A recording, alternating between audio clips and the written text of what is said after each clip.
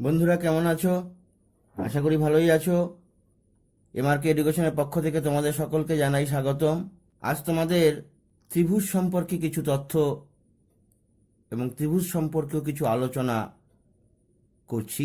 দেখো দেখো প্রথমে ত্রিভুজ সম্পর্কে জানতে গেলে প্রথমে আমাদের জানতে হবে ত্রিভুজ কাকে বলে। ত্রিভুজের সংজ্ঞা হিসেবে যদি বলো, দেখো আমি সংজ্ঞাটা প্রথমে এখানে লিখছি। দেখো দেখো এখানে কি লেখা হয়েছে, তিনটে সরল রেখাংশ দ্বারা সীমাবদ্ধ সমতলিক ক্ষেত্রকে ত্রিভুজ বলে। কিরকম? তিনটে সরল রেখাংশ থাকবে এবং সেই তিনটে সরল রেখাংশ দ্বারা সীমাবদ্ধ সমতলিক যে ক্ষেত্র তৈরি হবে তাকেই ত্রিভুজ বলে। দেখো এই একটা রেখাংশ আঁকলাম, এই রেখাংশের এই প্রান্তের সাথে জুড়ে আরেকটা রেখাংশ আঁকলাম, আরেকটা সরল রেখাংশ এই দুটো প্রান্ত জুড়ে দিলাম। তো দেখো এখানে তিনটে বাহু দ্বারা সীমাবদ্ধ একটা সমতলিক ক্ষেত্র যেটা উৎপন্ন হয়েছে, এই ধরনের চিত্রকে আমরা ত্রিভুজ বলবো। ত্রিভুজটার নাম দিয়ে দিচ্ছি ধরো এ বি সি। তো সুতরাং এই তিনটে বাহু কি কি? তিনটে বাহু এখানে এ বি একটা বাহু, বিসি একটা বাহু, আর একটা হচ্ছে এসি একটা বাহু। এই তিনটে সরল রেখাংশ এই ত্রিভুজটার তিনটে বাহু। এই তিনটে বাহু দ্বারা যে সীমাবদ্ধ হয়েছে যে জ্যামিতিক চিত্রটা, এটাকেই আমরা ত্রিভুজ বলবো। বুঝতে পারলে ত্রিভুজের ডেফিনেশনটা? আচ্ছা, এবার আমরা ত্রিভুজের কি কি দেখতে পাচ্ছি, এখানে কতগুলো অংশ রয়েছে ত্রিভুজের মধ্যে। দেখো আমরা সংজ্ঞায় বলেছি তিনটে সরল রেখাংশ দ্বারা সীমাবদ্ধ। তো ত্রিভুজের তিনটে সরল রেখাংশ রয়েছে, মানে তিনটে বাহু রয়েছে। তো বাহুগুলো কি কি ত্রিভুজের? একটা বাহু হচ্ছে এ বি। তো আমি এখানে লিখতে পারি, তথ্যগুলো আমি একটা লিখছি। দেখো 1 নম্বর, ত্রিভুজের তিনটে বাহু, বাহুগুলো হচ্ছে এ বি, এ বি একটা বাহু, বিসি, বিসি একটা বাহু, এবং সি এ, সি এ, সি এ একটা বাহু। এগুলোকে আমরা এ বি বাহুটাকে আমরা বি এও বলতে পারি, বিসি বাহুটাকে আমরা সিবিও বলতে পারি, সিএ বাহুটাকে আমরা এসিও বাহুও বলতে পারি। তো ত্রিভুজের এই তিনটে বাহু। আর কি রয়েছে? ত্রিভুজের দেখো তিনটে কোণ রয়েছে, এই একটা কোণ, এই একটা কোণ, এই একটা কোণ। তো আমি এখানে লিখতে পারি ত্রিভুজের তিনটে কোণ। কোণগুলো কি কি এই ত্রিভুজের ক্ষেত্রে? এখানে এবিসি ত্রিভুজের ক্ষেত্রে কোণগুলো কি কি বলবো আমরা? এই কোণটার নাম হচ্ছে এ। এবং কোণ তৈরি হয় সবসময় তোমরা জানো, দুটো বাহু একটা বিন্দুতে মিলিত হলে, মানে দুটো সরল রেখাংশ একটা বিন্দুতে মিলিত হলে যে জ্যামিতিক চিত্র উৎপন্ন হয় তাকে কোণ বলে। তো এই কোণ এটা তৈরি হয়েছে দুটো বাহু দিয়ে, একটা হচ্ছে এ বি বাহু আর একটা হচ্ছে এসি বাহু। তো এই এসি বাহু আর এ বি বাহু দিয়ে কোণটা তৈরি হয়েছে। তো এই কোণটার নাম হবে বিএসি বা সিএবি। এরকম এই কোণটারও নাম পাবে তোমরা, এই দুটো বাহু নিয়ে তৈরি হয়েছে এ বি আর বিসি। তো সুতরাং এই কোণটার নাম হবে এ বি সি। এবং এই কোণটা দুটো বাহু নিয়ে তৈরি হয়েছে, সেটা হচ্ছে এসি এবং বিসি। এই দুটো বাহু নিয়ে তৈরি হয়েছে, তাহলে এই কোণটার নাম হবে এসিবি। তো তিনটে কোণ ত্রিভুজের। তো সুতরাং আমরা এখানে লিখতে পারি বিএসি অর্থাৎ এই কোণটা, এবিসি অর্থাৎ এই কোণটা, এসিবি অর্থাৎ এই কোণটা। তো ত্রিভুজের তিনটে কোণ। আর কি রয়েছে ত্রিভুজের? দেখো এই সরল রেখাংশটা আর এই সরল রেখাংশটা, মানে এই দুটো বাহু এই বিন্দুতে মিলিত হয়েছে। তো এইটা হচ্ছে ত্রিভুজের একটা শীর্ষবিন্দু। আবার এই বাহুটা এই বাহুটা এই বিন্দুতে মিলিত হয়েছে, তো এটাও ত্রিভুজের একটা শীর্ষবিন্দু। আবার এই বিসি বাহুটা এবং এসি বাহুটা মিলিত হয়েছে এই সি বিন্দুতে, তো সি বিন্দুটাও একটা হচ্ছে ত্রিভুজের শীর্ষবিন্দু। তো তো ত্রিভুজের আমরা কি পাচ্ছি, তিনটে শীর্ষবিন্দু, এ কমা বি ও সি হলো তিনটে শীর্ষবিন্দু। তো আমরা এখানে তিনটে জিনিস লিখলাম, ত্রিভুজের তিনটে বাহু, ত্রিভুজের তিনটে কোণ এবং ত্রিভুজের তিনটে শীর্ষবিন্দু। এবার আমরা ত্রিভুজের ভাগ সম্পর্কে পড়ব। ত্রিভুজ কত রকমের হয়, বিভিন্ন রকমের ত্রিভুজ আঁকা যেতে পারে। তো আমরা দেখছি এখানে ত্রিভুজ যে তিনটে বাহু আর তিনটে কোণ, সেই জন্য আমরা ত্রিভুজের, আমি এখানে একটা টেবিল করে দিচ্ছি, দেখো ত্রিভুজের ভাগটা। ত্রিভুজকে আমরা প্রথমে দুভাগে ভাগ করেছি, একটা হচ্ছে বাহু ভেদে আর একটা হচ্ছে কোণ ভেদে। কারণ তিনটে বাহু ত্রিভুজের, সেই অনুযায়ী বাহু ভেদে, আবার কোণ রয়েছে তিনটে, সেই অনুযায়ী কোণ ভেদে আমরা ত্রিভুজকে ভাগ করতে পারি। তো বাহু ভেদে ত্রিভুজ আবার তিন রকমের হতে পারে। কি কি?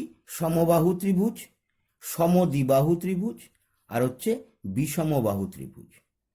আর কোণ ভেদে ত্রিভুজ কি কি? সূক্ষ্মকোণী ত্রিভুজ, সমকোণী ত্রিভুজ, স্থূলকোণী ত্রিভুজ। এবার দেখো এক একটা করে আলোচনা করছি। আমরা প্রথমে বাহুভেদে ত্রিভুজগুলো দেখছি। প্রথমে হচ্ছে সমবাহু ত্রিভুজ। সমবাহু ত্রিভুজ, যে ত্রিভুজের তিনটে বাহু সমান তাকে সমবাহু ত্রিভুজ বলে। তার মানে কি, ত্রিভুজটা যে হবে তার তিনটে বাহুই সমান হবে। এখানে এবিসি একটা ত্রিভুজ এঁকেছি, যার বাহুগুলো হলো এবি, বিসি এবং এসি।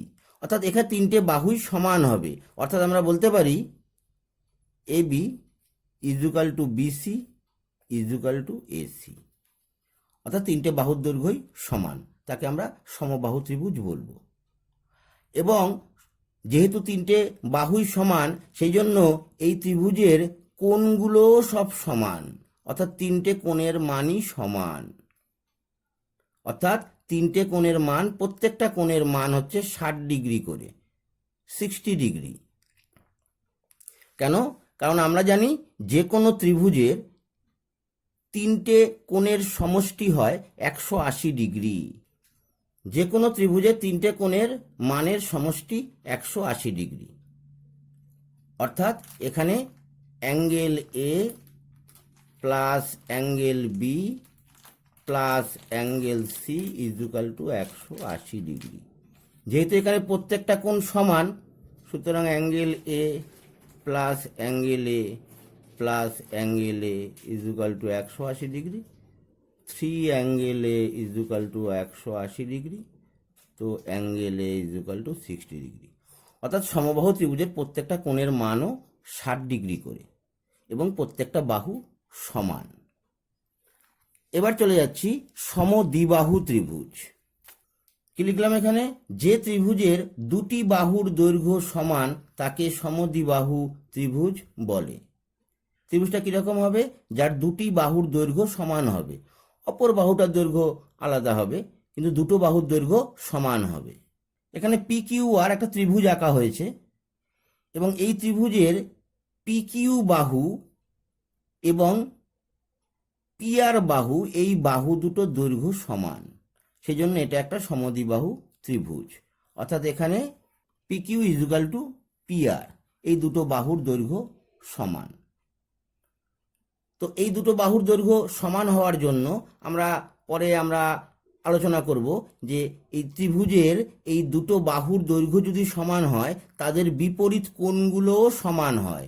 অর্থাৎ পি কিউ এবং পি আর বাহু দুটো সমান হওয়ার জন্য কোণ কিউ এবং কোণ আর, এই কোণ দুটো সমান হবে। তো এই হচ্ছে সমদ্বিবাহু ত্রিভুজ এবং এরও তিনটে কোণের যোগফল 180 ডিগ্রি হবে। এরপরে চলে যাচ্ছি বিষমবাহু ত্রিভুজ। কি লেখা হলো? যে ত্রিভুজের তিনটে বাহুর দৈর্ঘ্যই অসমান, অর্থাৎ সমান নয়, তাকে বিষমবাহু ত্রিভুজ বলে। কিরকম হবে? যার তিনটে বাহুর দৈর্ঘ্যই অসমান হবে, আলাদা আলাদা হবে, তাকে বিষমবাহু ত্রিভুজ বলবো। ছবিটা যেমন অনেকটা এরকম হবে। যে ত্রিভুজটা আঁকা হয়েছে এম এন ও, এই ত্রিভুজটা হচ্ছে একটা বিষমবাহু ত্রিভুজ। কারণ এম এন এর দৈর্ঘ্য, এন ও এর দৈর্ঘ্য এবং এম ও এর দৈর্ঘ্য, প্রত্যেকটা বাহুর দৈর্ঘ্যই আলাদা আলাদা, সেই জন্য এটা হচ্ছে তোমার একটা বিষমবাহু ত্রিভুজ। সূক্ষ্মকোণী ত্রিভুজ কাকে বলে? যে ত্রিভুজের তিনটে কোণই সূক্ষ্মকোণ তাকে সূক্ষ্মকোণী ত্রিভুজ বলে। যে ত্রিভুজের তিনটে কোণই সূক্ষ্মকোণ, তো সূক্ষ্মকোণ কাকে বলে জানো কি? তো আমি এখানে তোমাদের ছোট্ট করে একটু কোণ সম্পর্কে তোমাদের বলে দিচ্ছি, আগে একটু দেখে নাও। একটা টোটাল বৃত্তীয় কোণের মান 360 ডিগ্রি হয়। তো এই 360 ডিগ্রিকে আমরা বিভিন্ন ভাগে ভাগ করেছি। আমরা দেখো দুটো সমকোণে দুটো লাইন এঁকেছি। তো এখান থেকে লিখছি এটা হচ্ছে 0 ডিগ্রি, এখানে হচ্ছে 90 ডিগ্রি, এখানে হচ্ছে 180 ডিগ্রি, এখানে 270 ডিগ্রি, আবার এইখানে যখন ফিরে আসবে এটা হবে 360 ডিগ্রি। 0 ডিগ্রি থেকে 90 ডিগ্রি এর মধ্যে যে কোণগুলো থাকবে সেইগুলোকে বলবো আমরা সূক্ষ্মকোণ। অর্থাৎ 0 থেকে 90 এর মধ্যে, অর্থাৎ 1 degree, 2 degree, 3 degree, 5 degree, 20 degree, 25 degree, 30 degree, 79 degree, 89 degree, 89 অবধি কোণগুলো সব হচ্ছে সূক্ষ্মকোণ। অর্থাৎ 0 থেকে 90 ডিগ্রির মধ্যে যে কোণগুলো রয়েছে সেই কোণগুলোকে বলবো আমরা সূক্ষ্মকোণ। এবং পুরো 90 ডিগ্রি যদি কোণ হয়, কোনো কোণের মান যদি পুরো 90 ডিগ্রি হয়, তাহলে সেই কোণকে বলবো আমরা সমকোণ। আর স্থূলকোণ কাকে বলবো? স্থূলকোণ হচ্ছে 90 ডিগ্রির থেকে বেশি এবং 180 ডিগ্রি থেকে কম, এর মধ্যে যতগুলো কোণ রয়েছে সেই সব কোণগুলোকে বলবো আমরা স্থূলকোণ। অর্থাৎ স্থূলকোণ কাকে বলে? 90 ডিগ্রির থেকে বেশি কিন্তু 180 ডিগ্রির থেকে কম কোণগুলোকে বলা হয় স্থূলকোণ। আর পুরো 180 ডিগ্রি হলে সেই কোণটাকে বলা হয় সরল কোণ। 90 ডিগ্রি হলে সমকোণ। আর 180 ডিগ্রির থেকে বেশি কিন্তু 360 ডিগ্রি থেকে কম সেই কোণগুলোকে বলা হয় প্রবৃদ্ধ কোণ। অর্থাৎ কোণগুলোকে আমরা এইভাবে ভাগ করতে পারি, 0 ডিগ্রি থেকে 90 ডিগ্রির মধ্যে কোণগুলোকে বলা হয় সূক্ষ্মকোণ, 90 ডিগ্রি পুরো যদি হয় তাহলে যাকে বলা হয় সমকোণ, 90 ডিগ্রির থেকে বেশি কিন্তু 180 ডিগ্রির থেকে কম তাকে সেই সমস্ত কোণগুলোকে বলা হয় স্থূলকোণ, পুরো 180 ডিগ্রি হলে সেই কোণকে বলা হয় সরল কোণ, আর 180 ডিগ্রি থেকে বেশি কিন্তু 360 ডিগ্রি থেকে কম সেই কোণগুলোকে বলা হয় প্রবৃদ্ধ কোণ। বুঝতে পারলে কোণ সম্পর্কে ধারণা? এছাড়াও আরও অনেক রকমের কোণ হয়, সেইগুলো সম্পর্কে আমি এখন যাচ্ছি না, ওগুলো অন্য একটা ভিডিওতে তোমাদের আমি করে দেখাবো। এখানে যেটা করছিলাম আমরা ত্রিভুজ সম্পর্কে, সেটা দেখো। যে ত্রিভুজের তিনটে কোণই সূক্ষ্মকোণ, অর্থাৎ সূক্ষ্মকোণ কীরকম দেখলাম আমরা? অর্থাৎ যে কোণের মানগুলো 0 ডিগ্রি থেকে বড় হবে কিন্তু 90 ডিগ্রি থেকে কম হবে সেই কোণগুলো সূক্ষ্মকোণ হবে। তো যে ত্রিভুজের তিনটে কোণই সূক্ষ্মকোণ, অর্থাৎ তিনটে কোণের মানই তোমার 0 থেকে 90 এর মধ্যে হবে, সেই ত্রিভুজকে বলবো আমরা সূক্ষ্মকোণী ত্রিভুজ। ত্রিভুজ আঁকলে আমরা সাধারণত সূক্ষ্মকোণী এরকমভাবে আঁকতে পারি, যার তিনটে কোণ রয়েছে, কোণ এ, কোণ বি এবং কোণ সি। এই তিনটে কোণের মানই তোমার 0 থেকে 90 ডিগ্রির মধ্যে হবে, কিন্তু তিনটে কোণ যোগ করলে কিন্তু তিনটে কোণের মান যোগ করলে 180 ডিগ্রি হবে। ঠিক আছে? সেই ধরনের ত্রিভুজকে তাহলে আমরা বলবো সূক্ষ্মকোণী ত্রিভুজ। এরপর যাচ্ছি সমকোণী ত্রিভুজ। যে ত্রিভুজের একটি কোণ সমকোণ, সমকোণ মানে 90 ডিগ্রি, অর্থাৎ যে ত্রিভুজের একটি কোণ 90 ডিগ্রি তাকে আমরা সমকোণী ত্রিভুজ বলবো। ত্রিভুজটা কীরকম হবে? এবিসি একটা সমকোণী ত্রিভুজ বলবো, যার এই কোণ বি অর্থাৎ অ্যাঙ্গেল এ বি সি এই কোণটা সমকোণ, অর্থাৎ কোণ এবিসি অ্যাঙ্গেল বি এই কোণটার মান 90 ডিগ্রি। তো এই ত্রিভুজকে আমরা বলবো সমকোণী ত্রিভুজ। তো এইখানে আমি আরো কয়েকটা তথ্য একটু বলে দিই সমকোণী ত্রিভুজ সম্পর্কে। সমকোণী ত্রিভুজের যে কোণটা সমকোণ তার বিপরীত দিকে যে বাহুটা রয়েছে, অর্থাৎ এখানে বি কোণটা সমকোণ, তার উল্টো দিকে বিপরীত দিকে যে বাহুটা সেটা রয়েছে এসি বাহু, এবং এই এসি বাহুকে বলা হয় অতিভুজ। এবং অপর বাহু দুটো যে রয়েছে এ বি এবং বিসি, তার একটাকে বলবো লম্ব আর একটাকে বলবো ভূমি। লম্ব ভূমি রেসপেক্ট অনুযায়ী পাল্টে নিতে পারো। আমি যেভাবে তোমার ছবিটা ধরা হয়েছে, খাতাটা যেভাবে ধরা হয়েছে, সেখানে বিসিটা ভূমি এবং এসিটা অতিভুজ এবং এবিটা লম্ব। আমি যদি খাতাটাকে ঘুরিয়ে এইভাবে ধরি ত্রিভুজটা, তাহলে সেক্ষেত্রে তোমার এবিটা দাঁড়াবে ভূমি, বিসিটা দাঁড়াবে লম্ব এবং এসিটা অতিভুজ। অতিভুজের কোনো পরিবর্তন হবে না। লম্ব ভূমিটা আমরা অল্টারনেট করে নিতে পারি। তো এই হচ্ছে সমকোণী ত্রিভুজ। সমকোণী ত্রিভুজকে আমি এইভাবে ধরে আমি এইটাকে ধরছি লম্ব আর এইটাকে ধরছি ভূমি। সমকোণী ত্রিভুজের এই যে তিনটে বাহু, লম্ব, ভূমি, অতিভুজ, এই তিনটে বাহুর মধ্যে একটা সম্পর্কও আছে। সেই সম্পর্কটা আমি ছোট্ট করে এখানে শুধু একটু লিখে দিচ্ছি, তোমরা মনে রাখবে। সম্পর্কটা হচ্ছে অতিভুজ স্কোয়ার ইজ ইকুয়াল টু লম্ব স্কোয়ার প্লাস ভূমি স্কোয়ার। তোমরা এটা হচ্ছে পিথাগোরাসের উপপাদ্য থেকে আমরা পাই, তোমরা এটা উপপাদ্য করবে, সেখান থেকে আমরা পাই। পিথাগোরাস এটা প্রমাণ করেছিলেন যে অতিভুজ স্কোয়ার ইজ ইকুয়াল টু লম্ব স্কোয়ার প্লাস ভূমি স্কোয়ার একটা সমকোণী ত্রিভুজের ক্ষেত্রে। তো বোঝা গেল এই হচ্ছে সমকোণী ত্রিভুজ। এবার যাচ্ছি স্থূলকোণী ত্রিভুজ। স্থূলকোণী ত্রিভুজ কাকে বলে? যে ত্রিভুজের একটি কোণ স্থূলকোণ, অর্থাৎ স্থূলকোণ তখন আমরা বললাম স্থূলকোণ মানে হচ্ছে 90 ডিগ্রি থেকে বড় কিন্তু 180 ডিগ্রি থেকে কম। তো যে ত্রিভুজের একটি কোণ স্থূলকোণ তাকেই আমরা স্থূলকোণী ত্রিভুজ বলবো। ত্রিভুজের ছবিটা কিরকম হতে পারে? এখানে পি কিউ আর একটা ত্রিভুজ আঁকা হয়েছে। এই পি কিউ আর ত্রিভুজের কোণ কিউ, অর্থাৎ পি কিউ আর, এই কোণটার মান তোমার 90 ডিগ্রি থেকে বড় কিন্তু 180 ডিগ্রি থেকে কম, এই কোণটা, অর্থাৎ এই কোণটা স্থূলকোণ। সেই জন্য এই পি কিউ আর এই ত্রিভুজটাকে বলবো আমরা স্থূলকোণী ত্রিভুজ। বুঝতে পারলে? তো ত্রিভুজের ভাগগুলো সম্পর্কে এখানে আমরা আলোচনা করলাম। আমরা প্রথম পৃষ্ঠাতে আবার যাচ্ছি। দেখো এখানে আমরা ত্রিভুজের ভাগগুলো বলেছিলাম। ত্রিভুজ আমরা বাহুভেদে এবং কোণভেদে। বাহুভেদে 3 প্রকার: সমবাহু ত্রিভুজ, সমদ্বিবাহু ত্রিভুজ, বিষমবাহু ত্রিভুজ। কোণভেদে সূক্ষ্মকোণী, সমকোণী এবং স্থূলকোণী ত্রিভুজ। প্রত্যেকটা ভাগ নিয়ে আলোচনা করলাম, বুঝতে পারলে নিশ্চয়ই। আচ্ছা, এবার আমি ত্রিভুজ সম্পর্কে আরো 2-1টা জিনিস আলোচনা করে দিচ্ছি। দেখো এখানে এবিসি একটা ত্রিভুজ এঁকেছি। আমরা এখানে জানবো ত্রিভুজের মধ্যমা কাকে বলে। ত্রিভুজের যে কোনো শীর্ষবিন্দু থেকে তার বিপরীত বাহুর মধ্যবিন্দু পর্যন্ত অঙ্কিত সরল রেখাংশকে ওই ত্রিভুজের মধ্যমা বলে। অর্থাৎ ত্রিভুজের 3টে শীর্ষবিন্দু, তো যে কোনো শীর্ষবিন্দু থেকে তার বিপরীত বাহু, ধরো এ শীর্ষবিন্দু, এ শীর্ষবিন্দুর বিপরীত বাহু হচ্ছে বিসি, এই বিসি বাহুর মধ্যবিন্দু নিতে হবে। এই বিসি বাহুর মধ্যবিন্দুর সাথে এই এ শীর্ষবিন্দু যুক্ত করলে যে সরল রেখাংশ পাচ্ছি, ধরো এটার নাম দিচ্ছি এডি। তো এডি হলো এই এবিসি ত্রিভুজের একটা মধ্যমা। আবার তেমনি বি শীর্ষবিন্দু থেকে এসি বাহুর মধ্যবিন্দু, ধরো এইখানে মোটামুটি মধ্যবিন্দু হবে,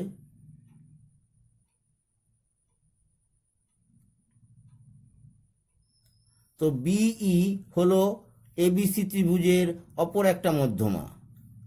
এবং সি শীর্ষবিন্দু থেকে এবি বাহুর মধ্যবিন্দু, তো সিএফ হলো এবিসি ত্রিভুজের অপর আরেকটা মধ্যমা। তো এবিসি ত্রিভুজের 3টে মধ্যমা। এই এবিসি ত্রিভুজের ক্ষেত্রে এখানে এডি, বিই এবং সিএফ এই 3টে হলো মধ্যমা।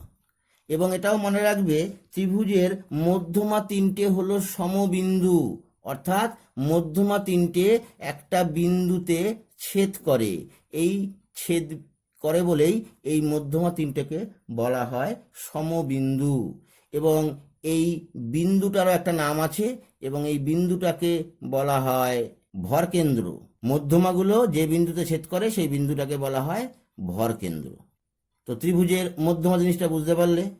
যে কোনো শীর্ষবিন্দু থেকে তার বিপরীত বাহুর মধ্যবিন্দু পর্যন্ত যুক্ত করলে যে সরল রেখাংশটা পাবো সেই সরল রেখাংশটাই হবে ওই ত্রিভুজের মধ্যমা। এবং মধ্যমা 3টে সমবিন্দু। ত্রিভুজের মধ্যমা 3টি সমবিন্দু, অর্থাৎ একটা বিন্দুতে তারা ছেদ করবে। ত্রিভুজের মধ্যমাগুলো এই ভরকেন্দ্রে ছেদ করেছে এবং ভরকেন্দ্রে এরা 2:1 অনুপাতে ছেদ করেছে। অর্থাৎ এই শীর্ষের দিকে এইটা হচ্ছে 2 এবং এই বাহুর দিকে এটা হচ্ছে 1, আবার এদিকের শীর্ষের দিকে এইটা হচ্ছে 2, আবার এদিকের এইটা হচ্ছে 1, তেমনি এদিকের শীর্ষের দিকে এদিকে হচ্ছে 2, এদিকের এইটা হচ্ছে 1। অর্থাৎ ত্রিভুজের মধ্যমাগুলো ভরকেন্দ্রে 2:1 অনুপাতে ছেদ করে। তো এবার আরেকটা জিনিস সম্পর্কে বলছি, ত্রিভুজের উচ্চতা কাকে বলবো? অর্থাৎ ত্রিভুজের যে কোনো শীর্ষবিন্দু থেকে তার বিপরীত বাহুর ওপরে অঙ্কিত লম্বকে ওই ত্রিভুজের উচ্চতা বলে। ধরো এবিসি হলো একটা ত্রিভুজ, এর এ বিন্দু থেকে বিসি বাহুর ওপরে একটা লম্ব অঙ্কন করছি, বি বিন্দু থেকে এসি বাহুর ওপরে একটা লম্ব অঙ্কন করছি, আবার সি বিন্দু থেকে এবি বাহুর ওপরে একটা লম্ব অঙ্কন করছি। তো এই এবিসি ত্রিভুজের এডি, বিই এবং সিএফ এই তিনটে হলো উচ্চতা, এবং এখানে উচ্চতা তিনটিও সমবিন্দু, কারণ ত্রিভুজের উচ্চতা তিনটে একটা বিন্দুতে ছেদ করেছে। তো ত্রিভুজের উচ্চতা তিনটেও সমবিন্দু এবং এই বিন্দুটাকে বলা হয় লম্ব বিন্দু। মধ্যমাগুলো যে বিন্দুতে ছেদ করেছে, আমরা আগেরটাতে বলেছি, মধ্যমাগুলো যে বিন্দুতে ছেদ করেছে তাকে বলা হয় ভরকেন্দ্র, আর মধ্যমাগুলো হচ্ছে শীর্ষবিন্দু থেকে বিপরীত বাহুর মধ্যবিন্দু পর্যন্ত। আর উচ্চতাগুলো কিরকম হয়, এই শীর্ষবিন্দু থেকে বিপরীত বাহুর ওপরে যদি আমি লম্ব আঁকি তো এইখানে আসবে লম্বটা, তো এইটা হবে লম্ব, এবং এখান থেকে এইদিকে যাবে এবং এইখান থেকে এইভাবে তৈরি হবে। তো লম্ববিন্দু আর ভরকেন্দ্র কিন্তু এক না, দুটো আলাদা। এছাড়াও ত্রিভুজের সম্পর্কীয় আরও কিছু তথ্য রয়েছে যেগুলো তোমরা পরিমিতিতে করবে, অর্থাৎ এই ত্রিভুজের ক্ষেত্রফল, পরিসীমা, এগুলো বার করার বিভিন্ন সূত্র রয়েছে, সেগুলো সম্পর্কে আমরা পরে একটা ভিডিওতে ত্রিভুজের পরিসীমা, ক্ষেত্রফল অর্থাৎ পরিমিতি সম্পর্কে নিয়ে যখন আলোচনা করব সেই ভিডিওতে আমরা এইগুলো আলোচনা করব। তো আজকে তোমাদের ত্রিভুজ সম্পর্কে একটা মোটামুটি ধারণা দেওয়ার চেষ্টা করলাম, তোমরা দেখবে, বোঝার চেষ্টা করবে। চ্যানেলটাকে অবশ্যই সাবস্ক্রাইব করো, তোমরা আরও নতুন নতুন এরকম ভিডিও পাবে, নতুন নতুন আকর্ষণীয় জানতে পারবে অনেক কিছুই। শিক্ষা জগতে একটা আলোড়ন সৃষ্টি করার ইচ্ছে আছে আমাদের, দেখা যাক কতদূর কি করতে পারি। তোমরা আমাদের পাশে থেকো, আমাদের সাথে থেকো, তাহলে আমরা অনুপ্রেরণা পাবো। আমরা তোমাদের বিভিন্ন রকম নতুন নতুন আইডিয়া সম্পর্কে এরকম বিভিন্ন তথ্য দেব। ভালো থেকো, তোমরা অবশ্যই কিন্তু চ্যানেলটা সাবস্ক্রাইব করো।